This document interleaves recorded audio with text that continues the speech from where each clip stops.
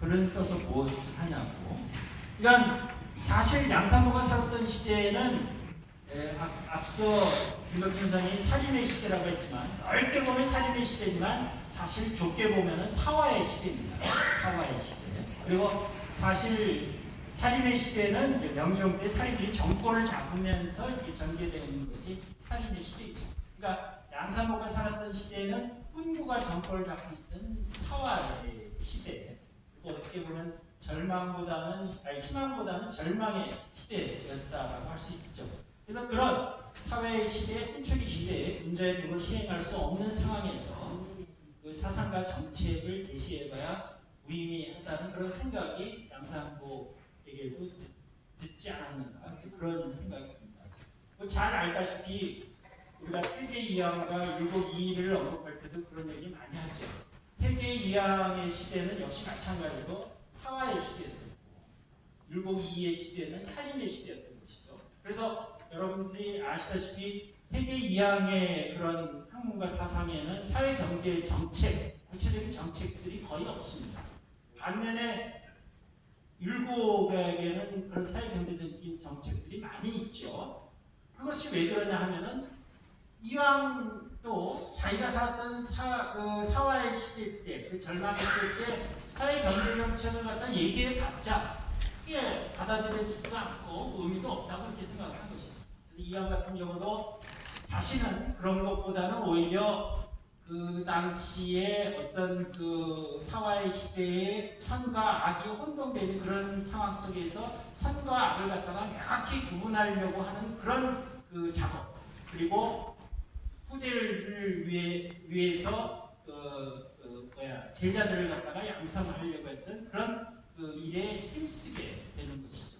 반면 이는 그런 살인의 시대에 등장해서 직접 정권을 갖다가 담당해서 이어나가는 그런 상황 속에서 구체적인 그런 정책들을 이제 만들어 나가는 겁니다. 그래서 양산모의 그런 입장과 기본적인 입장도 저는 그런 퇴계 이왕과 크게 이렇게 다르지 않다고 이렇게 보고 있습니다. 그리고 어쨌든지 간에 지금 남아있는 글들은 매우 적습니다. 그리고 지었다고 하는 것들도 지금 사라져 있는 것이 많고요. 그래서 사실은 이 양산모의 학문과 사상을 밝히는 데는 이제 상당한 제약이 있었음을 갖다가 미리 말씀드리고자 합니다. 어쨌든 이러한 상황에서 양산모 사상의 특징을 든다면은 지치주의의 구현을 들 수 있겠습니다. 양산모에게 가장 큰 영향을 미친 사람은 조광조였고, 조광조의 사상적 특징은 그가 강연에서 주장했던 도학을 높이고 숭도학, 정인심, 법성현, 홍지치에서 이제 잘 나타나 있는 것이죠. 성리학의 이념에 따라 라오를 다르게 하고 성현을 본보다 이상적인 정치를 펼치는 것입니다. 조광조를 비롯한 김여살인은 이러한 이치를 바탕으로 해서 지치를 현실사회에 실현하기 위해서 여러 가지 개혁 정책들을 갖다 추진해 나갔습니다. 그리고 그러한 그 중에 하나가 이제 유교적 생활 관습을 시행하고 또 수학 실천 운동과 향약 보호 운동이라고 할 수 있죠. 그리고 조광조는 군자제학으로서의 위기제학을 강조하고 학문의 시작도 수학을 매우 중시하였습니다. 그래서 최근의 연구 성과는 이 조광조의 무리들을 갖다가 소학 무리라고 이렇게 이름 지을 정도로 어쨌든 소학을 갖다가 굉장히 중시하는 것이죠. 물론 이제 그의 스승인 김계필이 평생 그 소학을 읽었으며 소학 공자라고 참 잘 알려진 사실입니다. 근데 그는 흥기 사문과 치분 행위를 자신의 임무로 삼았으며 지행하기를 실천했습니다. 아울러 군자와 소인의 구별을 어떻게 하는 군자 소인론을 견지하고 의리를 모든 기준의 기본으로 삼은 것이죠. 비록 2년간의 짧은 수학 기간이었지만 양산모는 이러한 스승의 사상을 충실히 계승하였다라고 할 수가 있습니다. 박세체의 열발명에는 양산모가 조광조에게서 무엇을 배웠으며 그의 사후 무엇을 공부했는가에 대해서 다음과 같이 서술을 하고 있죠. 거기 보면은 의를 응가하면서 의를 행했다. 그리고 그의 학문은 쇠소를 수신의 기반으로 삼았으며 쇠소라는 게 결국 소화를 의미하는 것이고 벽치를 수신의 자식으로 삼았다. 벽치는 결국 대학을 얘기하는 것이죠. 그리고 그러한 공명정대한 사고방식을 기른 다음 글의 깊은 뜻을 생각해서 스스로 알도록 한 과정을 거쳐 참된 학문이라고 할 수 있는데 모두 스승인 조광조에서 얻은 소리입니다. 그리고 이제 그가 힘쓴 것이 대학 중용 그리고 주역을 했는데 거기 보시면 주요 역학에서 정의의 정시 역점과 주자의 주역본이 그리고 하도 낙서를 참고했다라고 하는 것을 보면은 이 양산보의 역학의 수준이 굉장히 상당히 높았음을 갖다가 알 수 있습니다. 그리고 어쨌든지 간에 이런 여러 사람들의 언급을 보면은 양산보의 학문이 수학을 기본으로 하고 있으며 대학 중에 대학과 중용을 사서 중에 대학과 중용 그리고 오경 중에는 특히 주역을 중시했음을 알 수가 있습니다. 결국 이는 양산보가 조광조의 지치주의 유학을 기반하면서 성리학적 우주론에도 관심의 범위를 넓혀가고 있었음을 보여주기도 하는 것이죠. 수학은 행을 통해 지에 다가가는 행에서부터의 지로의 과정이라면 대학은 지를 통해 행을 실현하려고 하는 지로부터의 행의 과정이라고 볼 수가 있습니다. 따라서 수학에서 대학에 이르는 과정은 행에서 지로 또 지에서 행으로 이렇게 가는 그런 과정이라고 할 수 있죠. 결국 병문에서 시작해 수신을 거쳐 지치에 이르는 과정이라고 할 수가 있습니다. 조광조 역시 지하행을 이연적으로 보지 않았으면 지행 합의를 주장했던 것이죠. 그래서 양산보도 스승과 같이 자신의 학문적 근거를 수학에 두고 그 실천에 힘썼습니다. 그래서 그런 행장이나 외갈명들을 보면은 그런 수학에 힘쓰는 그런 양산보의 그런 모습들을 갖다가 많이 서술을 하고 있죠. 그리고 또한 양산보는 효를 강조하고 적극적으로 실천하는데 잘 아시다시피 효는 수학의 가장 핵심 덕목 중에 하나이기도 하는 거죠. 그래서 효부는 그에 별로 남아있지 않은 저술 중에서 수학의 실천 정신을 형상화한 것이라고 볼 수가 있습니다.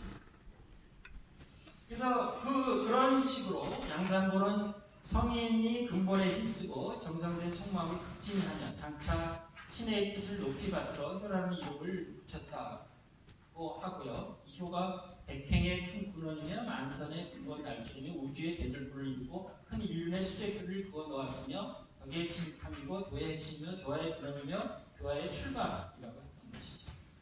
그래서 결국은 양산보는 모든 행위의 시작과 근본을 갖다가 이제 이 소학에서 이렇게 하게 기반을 했던 것이죠.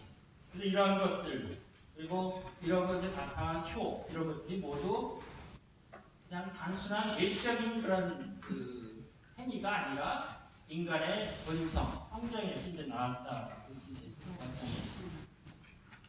그래서 효 역시 인간사의 모든 것의 근본이며 시작이며 그것은 밖에서는 아니라 인간 내부의 성정에서 나온 것이라고 생각합니다. 잘 아시겠지만은 양산보와 가장 친했던 학문적 동지였던 김인우도 수학과 효를 갖다가 굉장히 중시했던 인물입니다. 특히 효경 같은 것을 중시했었죠. 그래서 어쨌든지 간에 양산보와 김인우는 어쨌든지 간에 학문적으로 상당히 많은 근접점을 갖고 있는데 공통점도 있고 또 제가 볼 때는 약간 차이점도 있는 것 같습니다. 그것은 이제 뒤에 잠깐 언급을 하겠습니다. 그리고 이제 어쨌든지 간에 그러한 것들은 이러한 그 양산보의 소학과 효중시 사상은 과학으로 이제 전해져 내려왔던 것이죠. 그래서 그 이외에 그 후손들이 쓴 글들을 보면 이제 그런 모습들을 갖다 많이 언급할 수가 있습니다. 그 다음에 양산보의 특징 중에 하나가 아까 김박철 선생님도 말씀했다시피 새로운 이제 자료들이 발굴이 되면서 그 중에 하나가 이제 복주서라고 하는 이제 그런 자료이죠. 거기 보면은 복주서는 49페이지에 임금을 백성을 물에 비유하면서 임금의 덕화가 널리 미치면 사회에 편안하고 백성들이 와서 조복할 것이요 그렇지 않으면 민심의 풍랑을 만나 배가 뒤집히게 된다고 서술하고 있죠. 그러니까 결국 이러한 생각은 이건 거의 순자의 그런 사상과도 이렇게 근접하고 있을 정도로 굉장히 당시에 봐서는 굉장히 개혁적인 그런 생각이라고 할 수 있는데, 결국 이러한 것들도 군주가 백성의 뜻을 잘 헤아려 통치해야 한다는 자기 나름대로의 지치를 갖다가 양산고가 제시하지 않았나, 이런 생각이 듭니다.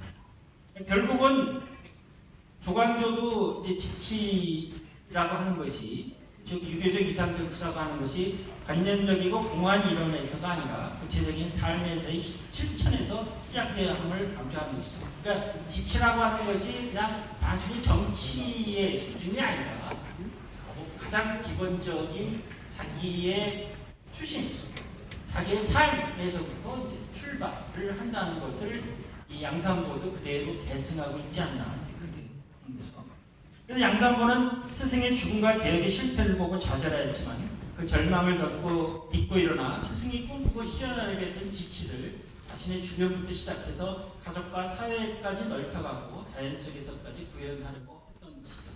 소학과 효의 실천, 의리의 강조, 소세원의 건설이 이를 반증하고 있다고 할 수가 있습니다. 즉 그는 스승인 조광조의 도학사상, 지치주의 유학을 적극적으로 계승하고 실천했다고 할 수가 있습니다. 그렇지만 양산고의 사상이 스승의 도학사상, 지치주의 유학에 머물렀던 것만 아니고요.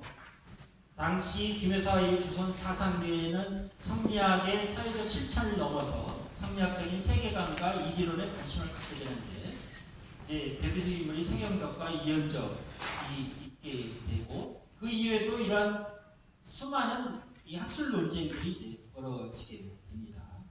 그래서 이 송시열은 행장에서 양산고가 일찍이 도용명의 출처의 발언과 주돈이의 도학의 묘함을 흠모했다고 이렇게 서술을 하고 있죠.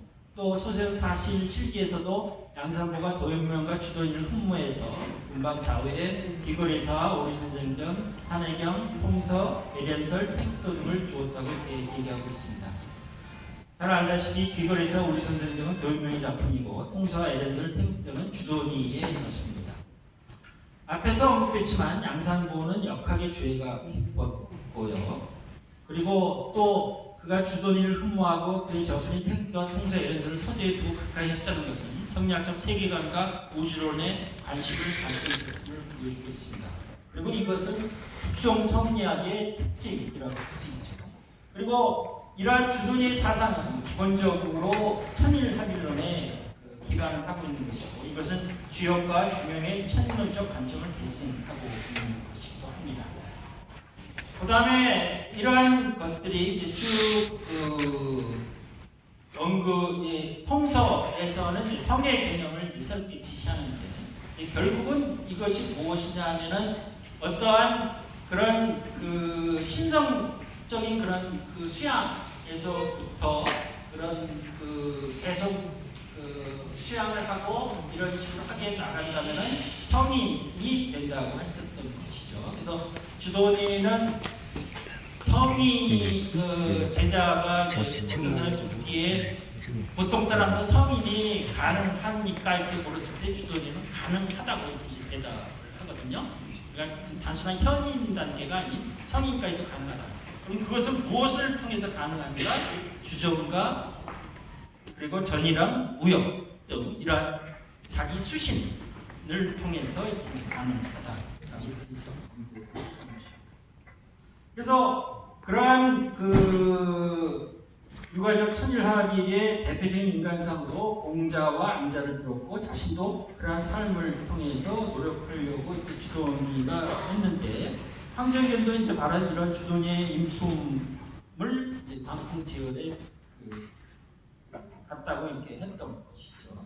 그리고 주돈이가 지은 애련설 역시 그런 군자로서의 삶의 자세를 갖다가 이제 보여주고 있는 것입니다. 그리고 양산고가 흠모했던 또 한 명의 인물이 이제 도영명인데, 그 도영명 역시 마찬가지로 저는 도가적 은일지사보다는 엄격한 출처를 가진 유가적 처사의 모습에 가깝다고 이렇게 볼 수가 있습니다. 그러니까 결국 그는 은과였지만 세상을 등진 것이 아니었고 지식인으로서의 사회의식도 버리지 않았으며 그의 심오는 따뜻한 인간이와 담당한 기품이 깃들여져 있던 것이죠. 그러니까 역시 마찬가지로 주도니의 그 사상 속에서도 천일합일론에 입각한 우라일체의 사상이 있었던 것이 아닌가.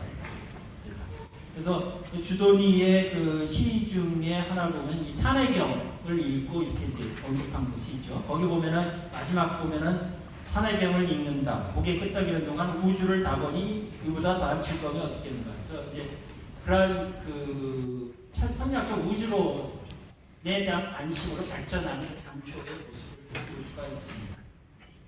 조광조의 지치주의 역시 이런 천일합일론에 바탕을 하고 있는 것이죠.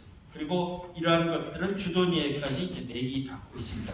그래서 조광조의 그 시 춘부라고 하는 것을 보면은 주도니의 그런 천일합일론, 그 다음에 그런 우주론에 대한 조광조의 관심을 갖다가 볼 수가 있었던 것이죠. 그래서 양산보는 스승과 자신이 꿈꿨던 이상사회의 지치를 자연에 구현한 사림의 이름을 소세연이, 원림의 이름을 소세연의 이름 짓고 자신으로도 소세원으로 이제 했던 것입니다. 그래서 그런 소세라고 하는 것이 단순한 그런 내면의 정신 세계뿐만 아니라 어떤 강한 실천 지향성을 가지고 있다라고 하는 것이죠. 그것은 다음에 발표할 이암준 선생님이 논문에서 그렇게 쓰고 있죠. 그리고 소세원은 오국의 설정에서 보듯이 주자의 무의국곡의 영향을 받았음을 알 수가 있습니다. 그러니까 주자는 무의국곡을 무릉도원과 같은 도가의 낭만적 공간보다는 육아의 현실적 공간, 경물 치지의 공간으로서 설정을 하였는데 양산보의 소세원도 마찬가지라고 할 수가 있는 것입니다. 그리고 양산보는 주도니의 성리학적 우주론의 조예가 깊었기 때문에 태국 도설이 바탕이 된 음향론을 중심으로 소세원을 디자인에 나갔을 가능성도 배제할 수가 없습니다. 최근에 그런 음향론적 관점에서 소세원을 갖다가 살펴보는 논문들도 이제 나오고 있죠. 그리고 잘 알다시피 김유가 지은 소세원 48령의 48이라는 숫자도 역시 마찬가지로 이런 그 우주론적인 그런 사유를 보여주고 있는 것이죠. 그래서 이 모든 것의 바탕에는 천일합일과 자연과 인간 간의 합일 사상이 깃들어 있다고 이렇게 할 수가 있습니다. 그리고 이제 결론적으로 호남 유학사에서의 양산보의 위치는 어떤 것인가? 크게 보면 이제 호남 유학사도 15세기에는 향촌 교화적인 성격이 이제 강합니다.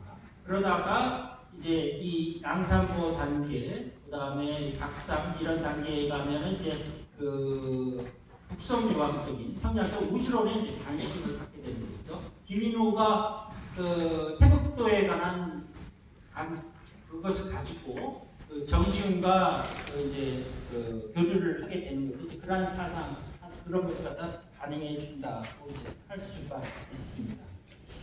그랬을 때 그러면은 양산보는 그럼 어떤 단계이냐? 저는 양산보가 조광조의 보학 사상 지치주의 유학에서 넘어서 이 김인우의 이런 성리학적 우주론에 대한 관심까지 이제 그 단계까지는 나갔다고 생각합니다. 그렇지만 여러분들도 아시겠지만 김인우에게는 이기론적인 이제 관심, 기대있음이라든지 그 단계에 이기론적인 관심을 보이게 됐는데 아마 거기까지는 가지 못했지 않나 그런 생각이 듭니다. 그래서 이 양산보의 사상은 조광조의 그런 과학사상 지치주의 유학의 단계는 넘어섰지만 성리학적인 우주론의 단계까지 나아가고 성리학적인 그런 심성론, 이기 심성론의 단계까지는 나아가지 못하지 않았나 그런 생각이 들고요. 그리고 호남 유학사에서 본다면은 송순 계열이 이제 주로 주자 성리학적인 그런 경향을 강하게 띠게 되는데 바로 그런 송순 계열의 학문과 사상이 더욱 풍부하게 되고 발전을 하는데 하나의 기여를 했다라고 이렇게 볼 수가 있습니다. 네, 이상으로 마치겠습니다.